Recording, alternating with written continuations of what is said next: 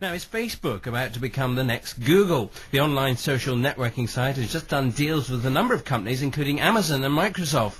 With 24 million active Facebook users, perhaps it's hardly surprising that everyone who's anyone seems to want a piece of the action. The ticket-selling site Viagogo has also jumped on board with Facebook.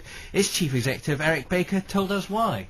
Social networking sites like Facebook have become very central to every user's experience. If you're any type of player on the internet, whether it's for e-commerce, whether it's for music, it's very important that you be able to synthesize and have applications that are going to work to make it easy for the user. If you're not able to interact with a social utility like Facebook, there's no question that you run the risk of being left behind.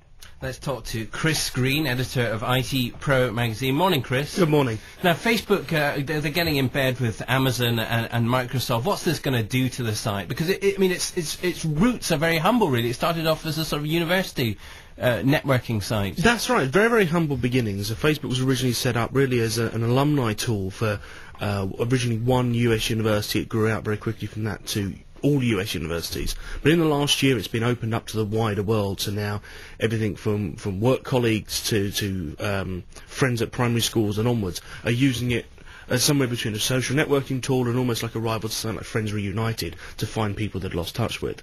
So it's had very humble roots, but it's got incredibly ambitious plans for the future from what we've seen. And the reason it's so successful, or all these people want to come in, is because it's so sticky. Is that the sort of word you're supposed to use? Yes. People come back to it sort of day after day. That's exactly right. It's incredibly sticky, and I know that we were chatting before we came on air. You said having to wander around the BBC, you'll see plenty of people on Facebook. It's the same in my organisation. People wander around, always on their Facebook page.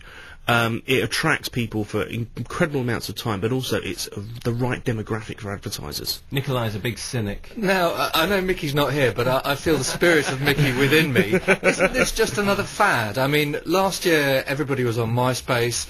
This year everyone's on Facebook. Next year people will be on some new website. And the companies that are sort of lining up to pay $1.6 billion for these things, they're buying the fad of the moment, which is going to be out of fashion just as quickly, surely. Well, a couple of things I'll chip in there with. First of all, it's interesting to note that Facebook turned down $1 billion takeover bid from Yahoo. Secondly, if we'd been having this conversation, say, on Thursday last week, I would have agreed with you that something like Facebook is just another social networking What site. about Friends Reunited? I mean, do you remember everybody used to be on Friends Reunited, and now, when do you hear about it? Exactly, it's gone. disappeared. But it's because Friends Reunited hasn't really developed. What Facebook's suggesting is going to take it far beyond being just another social networking tool and take it into the much more exciting and much more profitable realm of being a base for using a number of internet properties. How long before it floats on the stock market? At this rate, I'd be surprised if it hasn't floated within a year. Well, in case anyone accuses of advertising Facebook, there are other social networking sites available.